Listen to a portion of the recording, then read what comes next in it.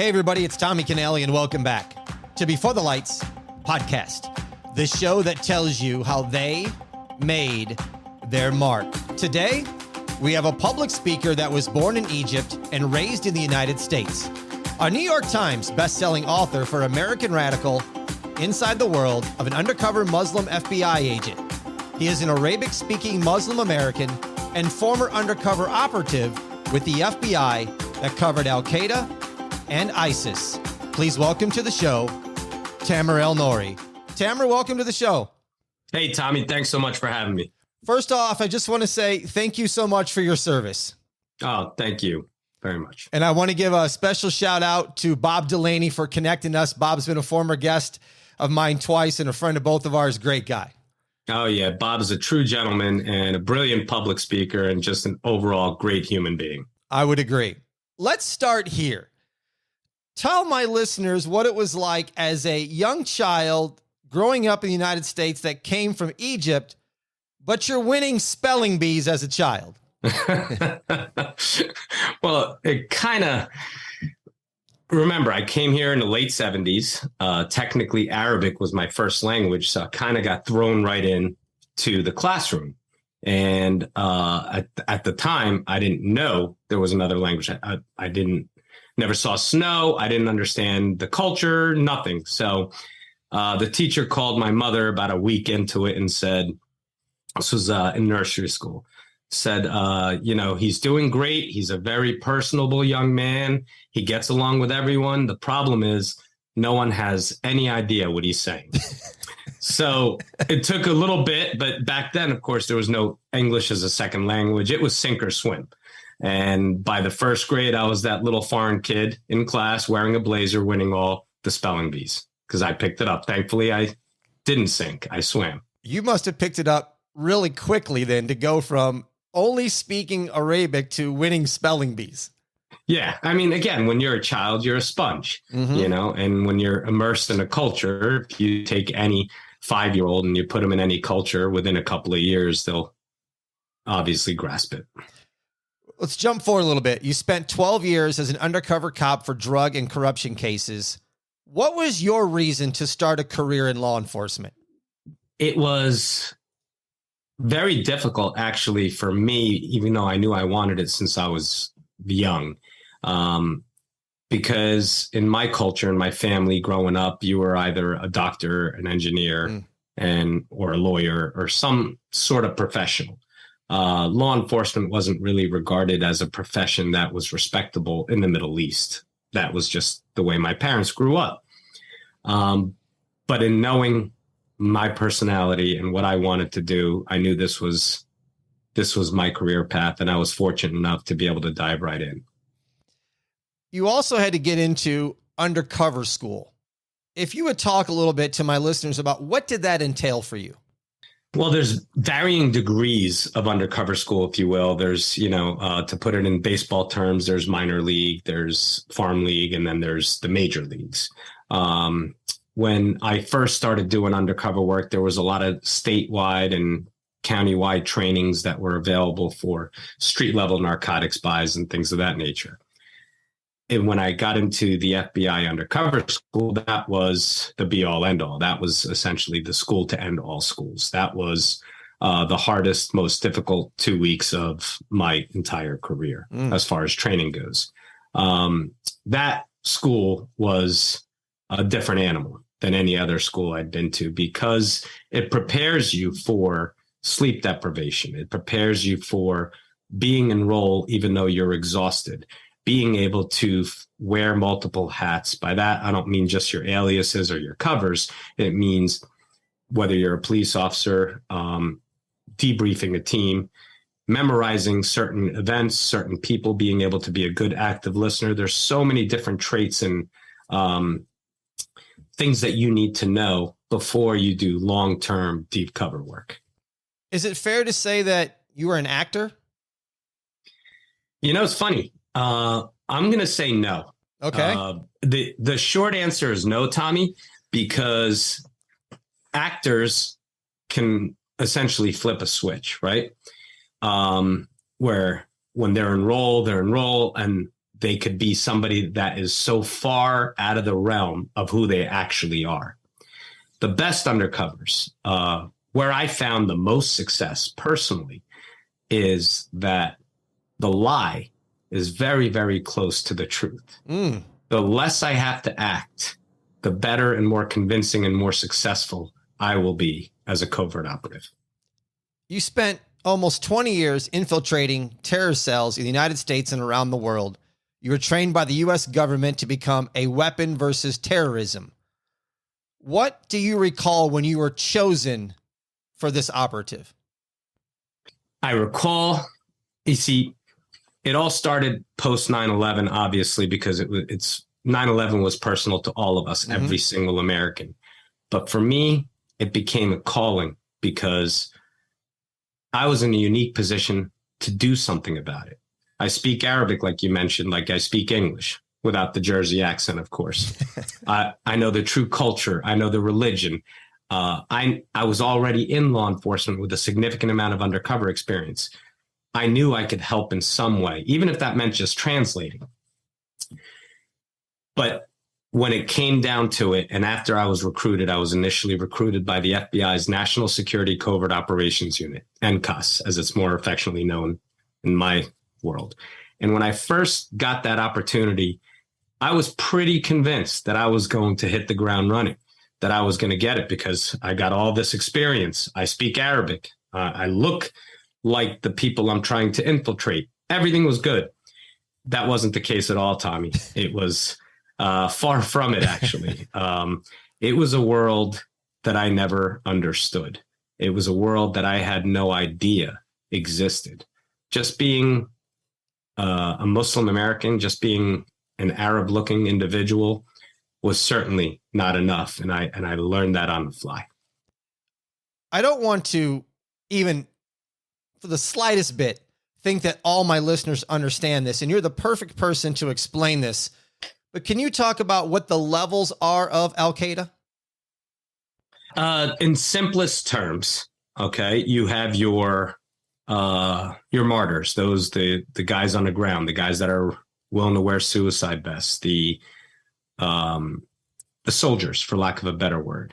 Then you have your lieutenants and upper management, and then you have your senior leadership. Just like any other organization, the one thing that Al-Qaeda does differently and better than most other terror groups is compartmentalization.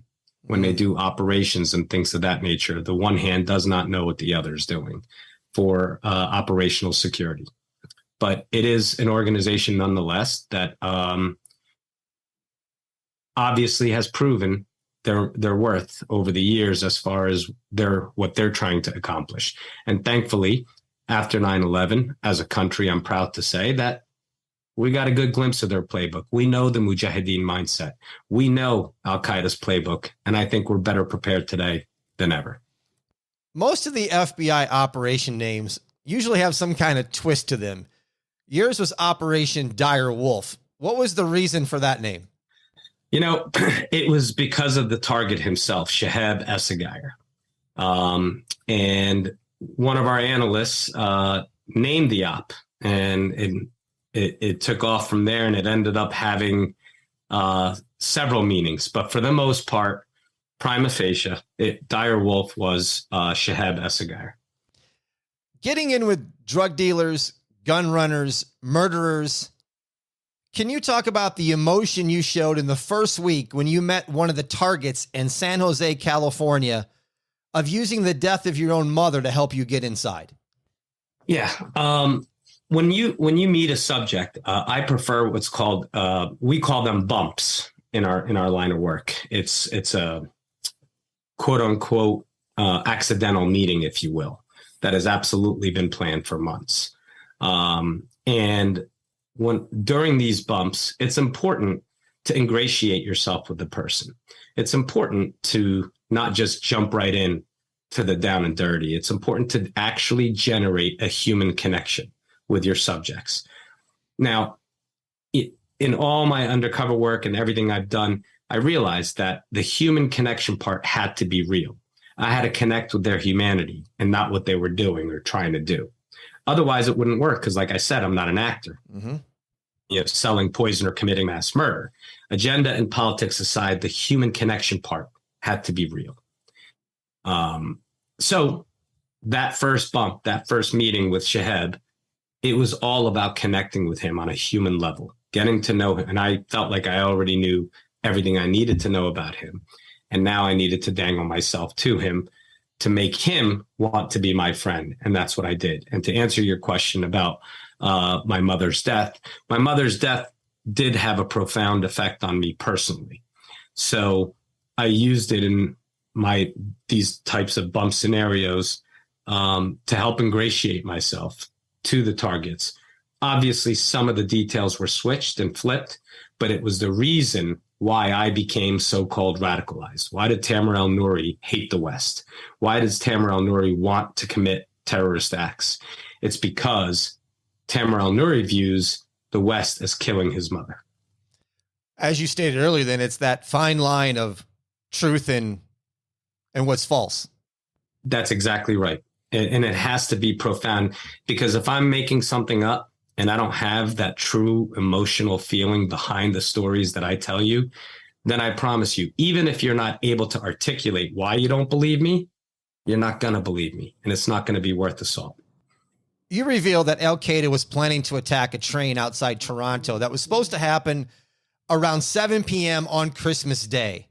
What was your role supposed to be in this attack?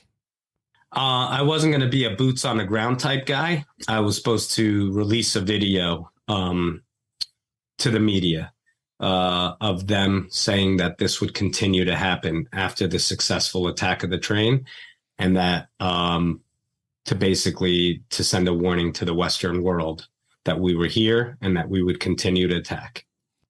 How did you guys take this down stop from happening? Well, after the infiltration, after we realized what was what and we had the plan all set, there was a dissension as to how it was going to happen and who was what within the cell. But I was already embedded in the cell. I already knew what was what. So we were able to successfully delay it by pushing them away from each other, pushing them separate ways and keeping eyes on them, because we had other interests at that point in the investigation.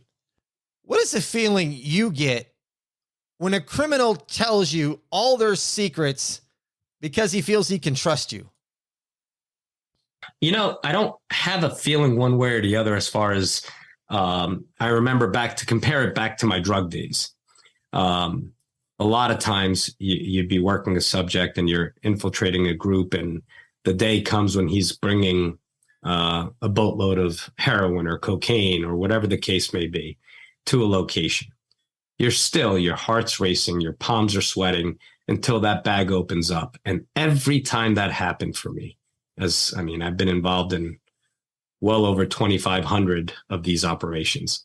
And I'll tell you, every single time, it wasn't until I got eyes on the drugs that I had this sense of calm and relief. Gotcha. That was essentially what it was. And then you almost hear it in the recordings after. You could hear the tension in my voice until you see the drugs, until you see the weapons, until you see whatever it is I'm buying. Once I see it, I know the case is closed. I know he's under arrest. He just doesn't know it yet. And now it's just a matter of tidying up, because the culmination of the investigation, whether it's a week or a year, leads up to that moment. With the counterterrorism subjects, I already know their intentions. I already know what they want to do and how they want to kill people and hurt people. And once I'm in their inner circle, hearing their plans, hearing their stories, getting them to commit these overt acts, or being a part of them committing these overt acts to prepare for these attacks, I never had that aha moment. It's different. It's actually sickening. And I had to suppress, because every fiber of me wants to explain. No, listen, you have this all twisted up. I'm not an expert in my religion, but I know it. And I know it well enough to know why and how they're twisting it.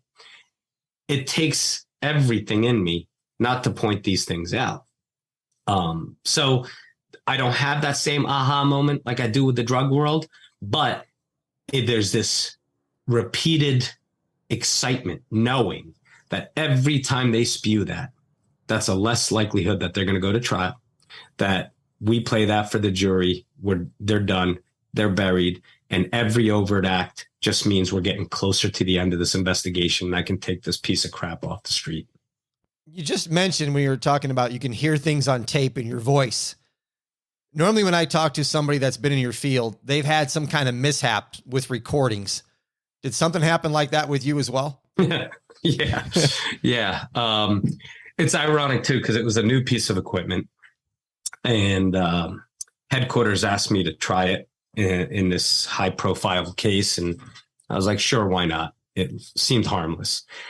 Without getting into specifics, we entered into an area of Montreal, Canada, a very industrial section that apparently because of the lines, the electricity, the currents, something way beyond my understanding, something in the scientific world managed somehow to change this piece of equipment from go back and forth.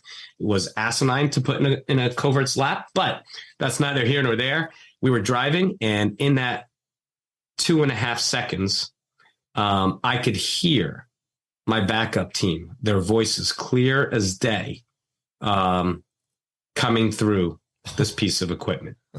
And thankfully, it was located next to a GPS thingamajigger, those Garmin thingies. Oh, yeah. And when Shahab's eyes went right to it, I knew what his thoughts were. It's like, what in the hell was that? And he's already paranoid, the way he makes me take the battery out of my phone and so on and so forth whenever we're going to these clandestine meets and so on and so forth. So for him to have that look on his face, I managed to just smash the GPS and prayed that the actual piece of equipment stopped. And it did. So yeah, that was one of the worst mishaps I've ever had. I'm sure it was. Can you give an example of maybe what a part is of the highest counterterrorism situations imaginable? I will say this much. The best way to describe it is chapter 5, but I have to tread lightly because I'm very, very proud of Operation Dire Wolf. Don't get me wrong. It was an amazing case, but some of the things that I'm most proud of in my career, Tommy, the world will never hear about. And that's a good thing.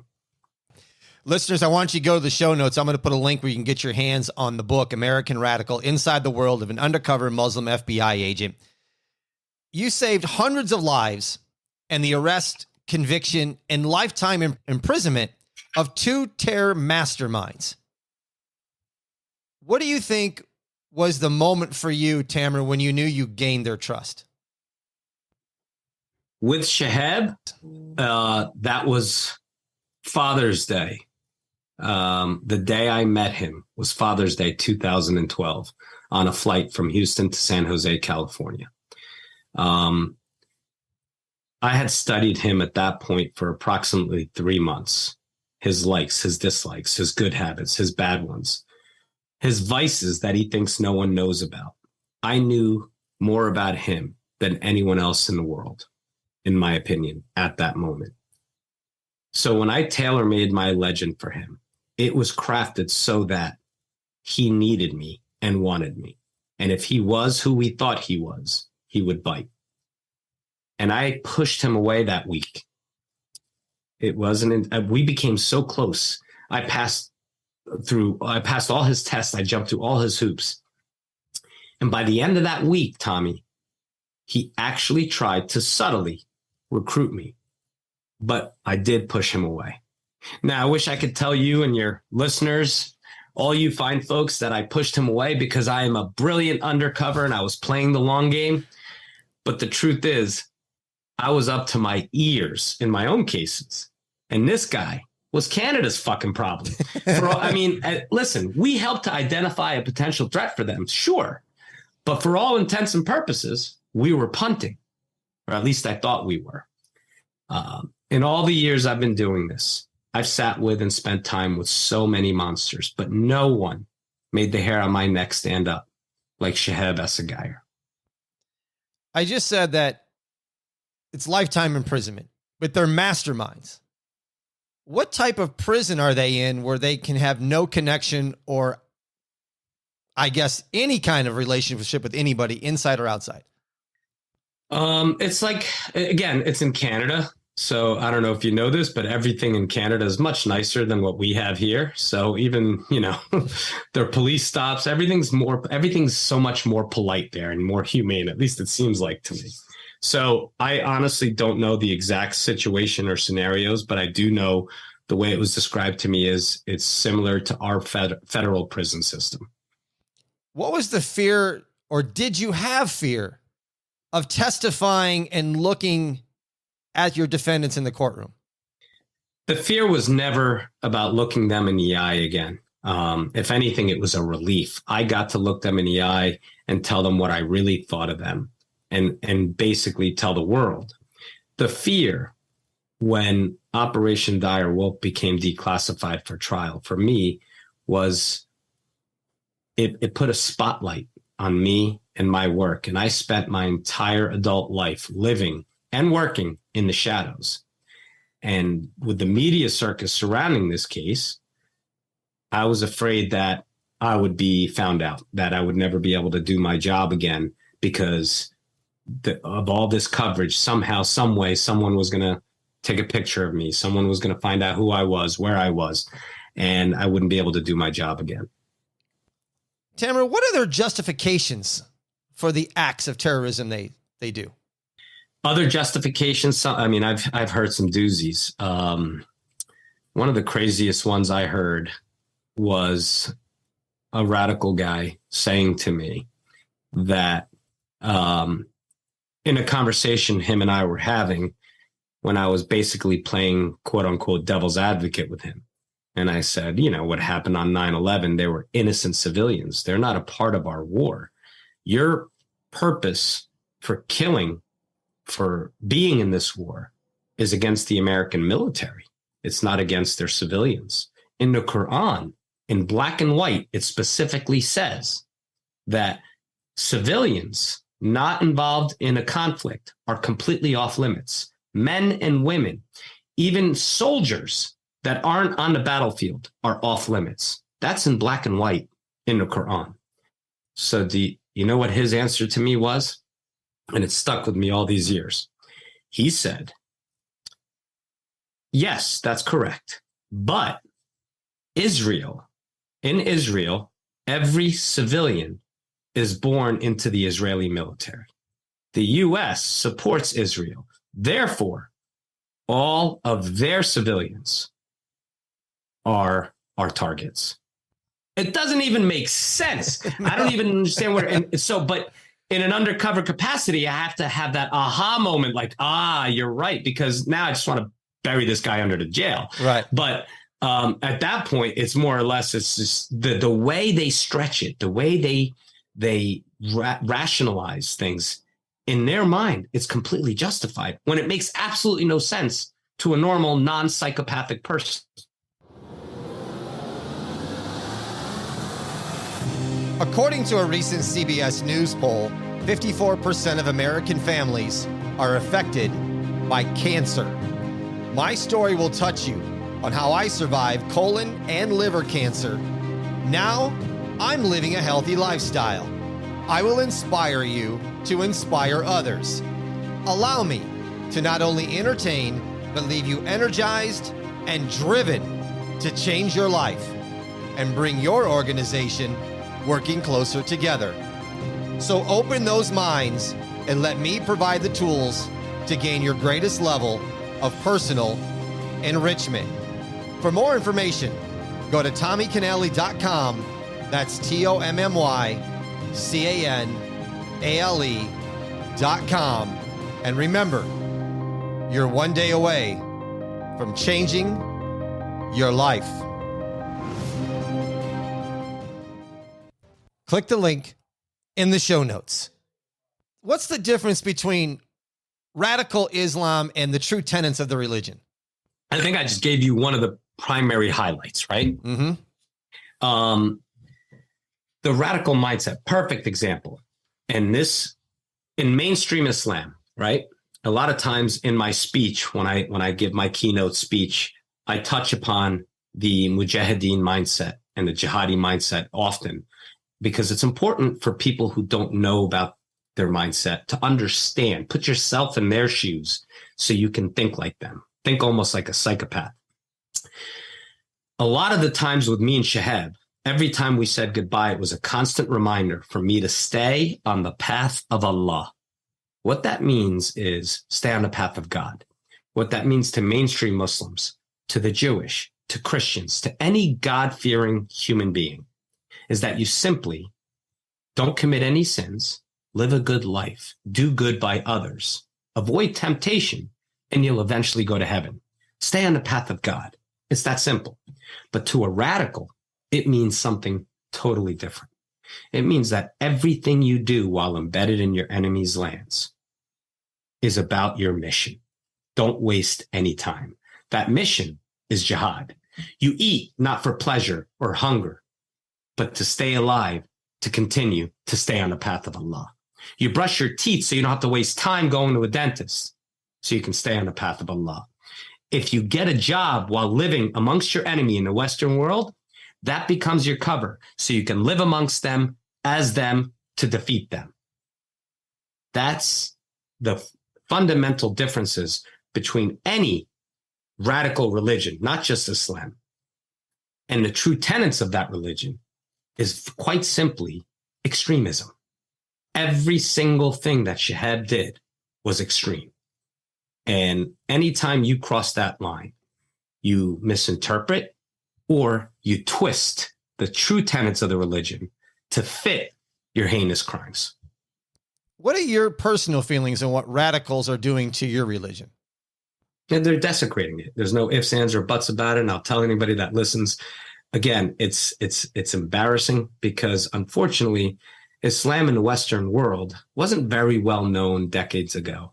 They didn't know. They just thought it was something that happened overseas. And unfortunately, some people who have never heard of Islam, their first taste of it was these radicals committing these heinous crimes in the name of a peaceful religion. So, of course, there was an uphill battle to climb when it came to explaining that true tenets of the religion. Is there a way to end these radicals? I believe there is. I believe the number one thing for us as Americans is education, first and foremost. Not to quote Sun Tzu, okay, or get a little corny, but I love The Art of War. As I'm talking to you here, I'm looking up at it. It's right in the middle of my desk. You have to know your enemy. And by knowing your enemy, you have to know the differences between the good ones and the bad ones. Thankfully, American Radical is education through entertainment. I get to, because of the declassification of a case, a major counterterrorism international case, I got to tell you that story. I got to show you the behind the scenes as to how we infiltrated this group. But I also got to highlight the fundamental differences between those mindsets so that every American is armed with understanding that some brown guy with a kufi isn't a terrorist.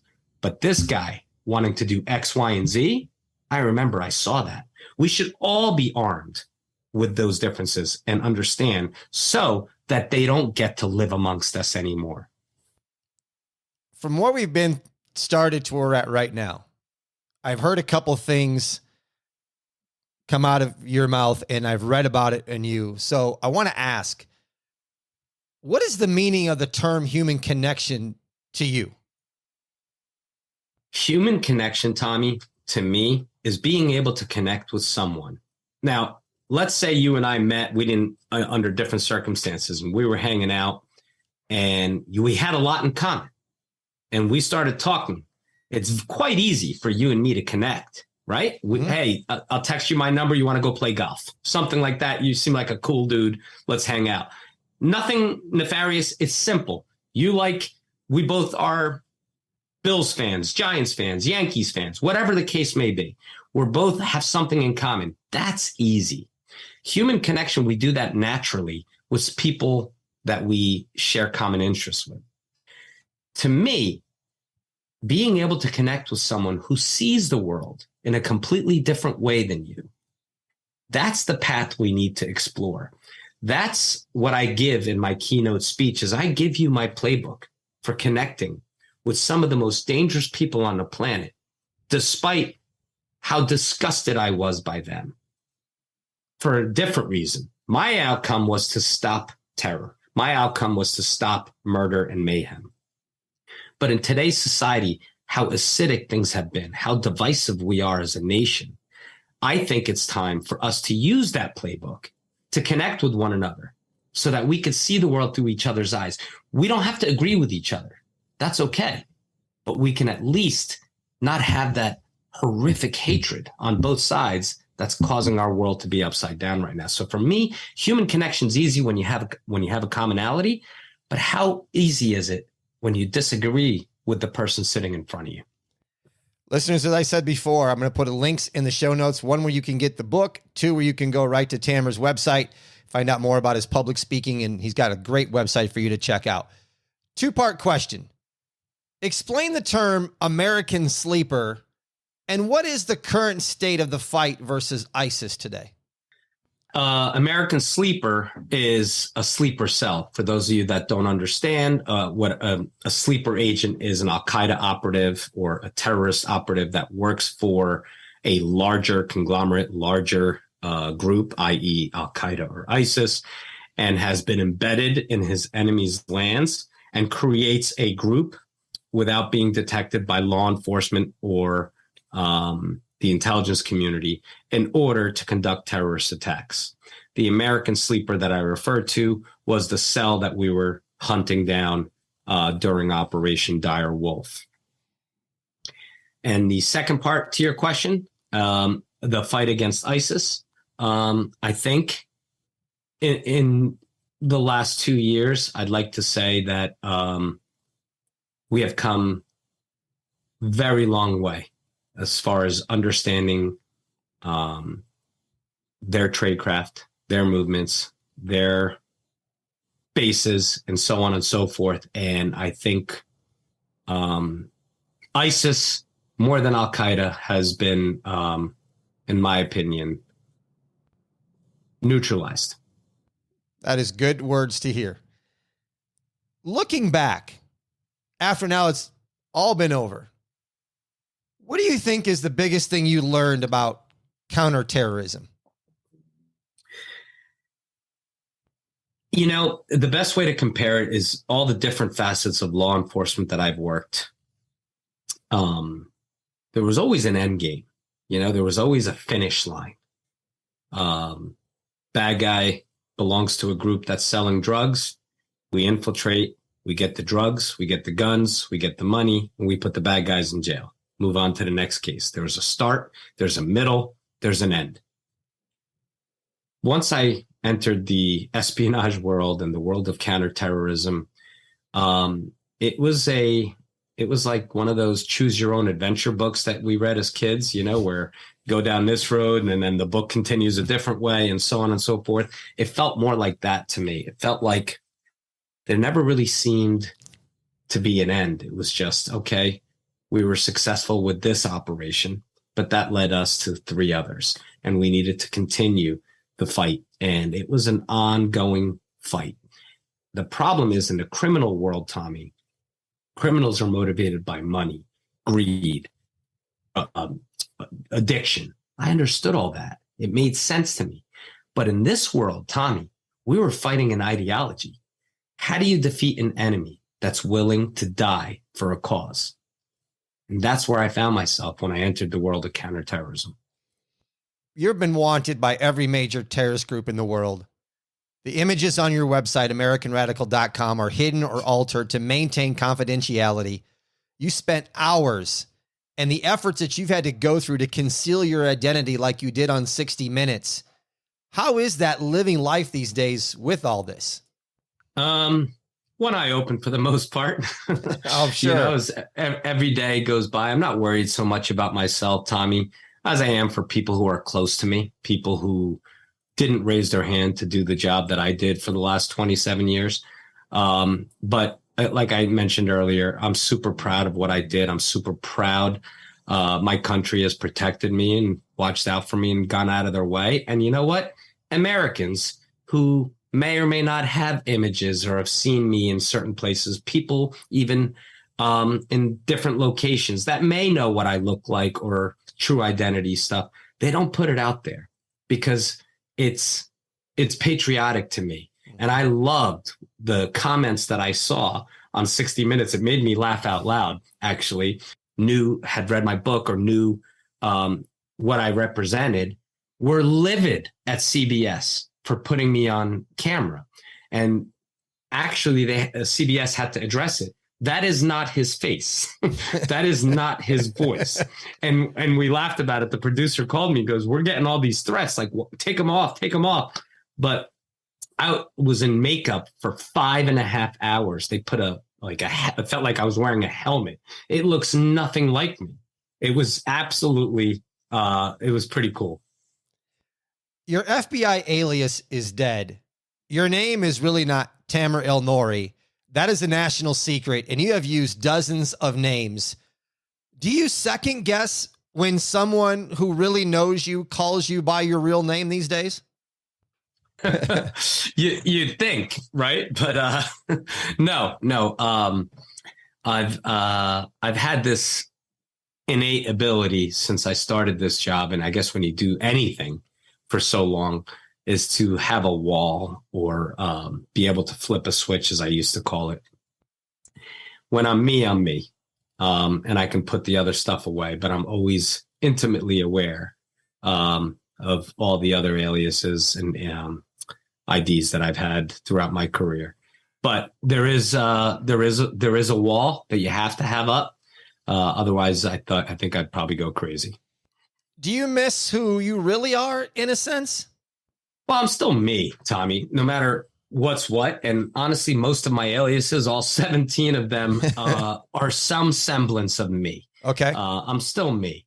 There are things that I'm going to miss as I'm in the winter of my career now. I'm walking away from this. They got me in an executive management position, which is driving me nuts because that's, well, pretty freaking boring. But there are aspects of this life and that world and that job that I will always miss. The hunt, the preparation. One of my favorite things in this job was preparing for a bump, preparing to meet a really bad person. The worse they were, the more exciting it was, the more challenging it was for me, because I knew I had an opportunity to have a hand in taking someone like that and putting them away. That's the stuff I missed. All the other stuff, I'm excited to get away from. On the heels then of where you're at now, did you want to walk away from Undercover Operative, or did you feel like you weren't done? And how did that all transition? That's a great question. And I'm going to tell you, Tommy, I didn't think I was done. I was quite certain that I still had more in the tank, even after 20 some odd years, right? And when Direwolf, when I was told it was going to trial, and it got declassified, and I got the opportunity, and I was essentially told, like, this is a story that the world needs to hear. I had the opportunity to write American Radical, and headquarters said to me, if you do this, even though your identity will never be revealed, that could be the end of your undercover career because we cannot risk putting you in these situations. I remember that conversation like it was yesterday. And I sat right down on the bed and I thought about that. But it was that important to me to get that message out there to the American people. And because it's something I believe in my heart, and it's something that every American should understand and know, that this world exists around you. You might go to a restaurant and see a couple of people sitting there and not realize that's a covert undercover operation happening right before your eyes. Happens every day. And it's important for you to understand the fundamental differences between these bad guys, how they want to hurt us, what they're planning, what they continue to plan day in and day out to hurt us. You need their playbook. Even if you happen to see something, someone reads a book that thinks they'll have nothing to do with counterterrorism, walks down the street one day in the city and says, hey, I saw that, or I read that in Tamer's book. I'm going to tell someone about that. And that could be a game changer. Can't live amongst us anymore. And that's what I saw as American Radical, an opportunity to do it. That could be my legacy. And I never stopped training and keeping. I maintain all my security clearances, and I'm still on the job. But I thought at that point, yeah, I think I'm ready to step away. And it was a decision that I actually made myself. Writing American Radical, how difficult was it reliving all the days of that operative and putting it on paper of the things you witnessed? Because it was such a well-documented case, everything in there, and it was still fresh in my mind because of the trial and because of how everything played out in the trial. A guy like Kevin Maurer, my co-author, brilliant, one of my good friends to this day. We had a tremendous process. It was awesome. We would speak. I would work all day. I'd come home, stuff a sandwich down my throat, go sit in the park with my headset on and have a conversation with him for about an hour, hour and a half, sometimes 2 hours. He'd write, I'd write, we'd exchange. Boom, next chapter. We'd go on and on. He had a method, his writing style. He taught me so much about how it is and what needs to go in a book and what doesn't. And it was truly one of the greatest experiences career-wise for me was writing that book. We finished that manuscript, Tommy, in 7 months. Whoa. Yeah, that was pretty cool. I guess so. What is something you can speak about that you continue to recall? Is it a sight, a smell, a way of life from that operative? A lot, actually, because the thing with Dire Wolf is that was very close to home for me. A lot of it took place in New York City. And New York is my home base. New York City is. And day in, day out, when I see certain restaurants, certain places, certain streets, I remember, and they come in flashbacks, some unbelievable situations, some very hairy, scary situations, and some amazing revelations that took place during Dire Wolf. And unfortunately, I would say pretty much all of New York City for me now is a constant reminder of Dire Wolf. When you hear the word patriotism, what comes to mind? I think of every time. I think of how we, as a nation, post 9/11, shortly after we got punched in the mouth, that horrific time in our lives, the way we came together, the way there was that revived sense of patriotism and hope that we, as a nation, would prevail. Tamer, on that, I want to say thank you for coming on Before the Lights, talking about and reliving some of the things that happened in your career. I appreciate it. It's my pleasure, Tommy. Thank you so much for having me. With that, folks, what I'd like you to do is go to the show notes. Make sure you click on the links to AmericanRadical.com. Check out his book, and you can check out the link right there to buy Tommy a glass of vino. Until next time, everybody, thank you for listening to Before the Lights. I'm Tommy Canale. A salute. A chin chin.